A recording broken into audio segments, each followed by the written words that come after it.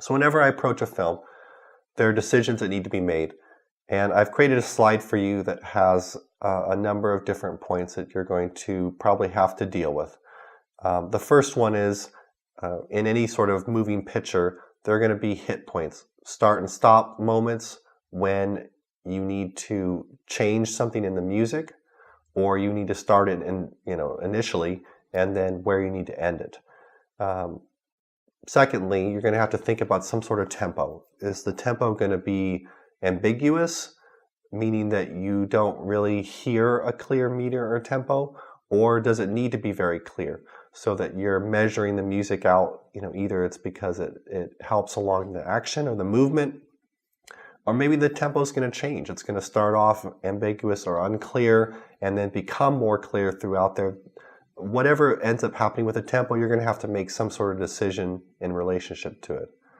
Thirdly, you're going to have to think about how you want to respond to what's happening in the images. You can really either anticipate things. That's the typical scenario where someone's walking into a house, it's dark, and the music's really intense, and you know something bad is going to be happening. Or you're reacting to something. An action takes place, a change in the plot happens, and then the music responds to that. And probably most pieces are going to have a little bit of both, but as you map out what decisions you're going to make musically, you're going to need to think about that balance between anticipation and reaction. Fourthly, you're going to have to think about the mood and the feel of the music. And a big question is, are you going to match what's happening in the images, or are you going to contrast them? Matching them would be, if it's a very dark film, you're going to provide music that's dark, or if it's fast moving, you're going to move quickly on that. When you're contrasting something in the film, you might be choosing to move the music very quickly while the images are moving slow, or vice versa. Or you might make very light music for a very dark situation. Those are some extreme examples in contrast. You might use some more subtle means to provide some support to what's happening. We'll talk about some specific examples later in the examples we're going to go through.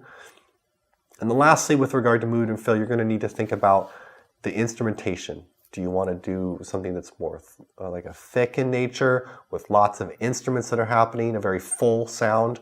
Or do you want to have something very thin, like just maybe only a piano or a single guitar or instrument? Each of those has a very different impact upon the mood and the feel.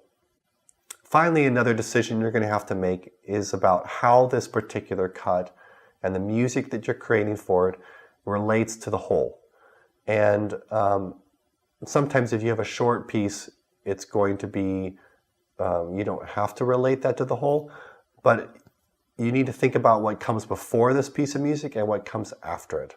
And so that can impact the sort of decisions that you're going to make from a musical level.